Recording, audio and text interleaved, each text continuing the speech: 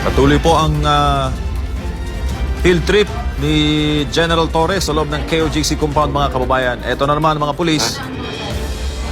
Si Attorney Diana Tolentino Fuentes sa JMCFI. 5 nang namatay.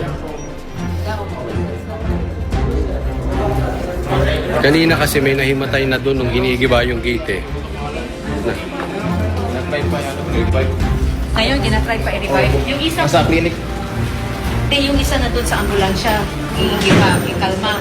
Opo. Pero yung isa, sabi ni Sir Doc Raymond. Si Doc Raymond, i-try nila CPR. Namatay. So, based po sa pahayag ni Attorney Diana Tolentino Fuentes, may naitala na pong casualty, no, itong operasyon ng PNP. Ang dugo po ng mga nasawi niya ay sa kamay po ng ni Bongbong Marcos mismo at ng mga opisyal ng kanyang administrasyon.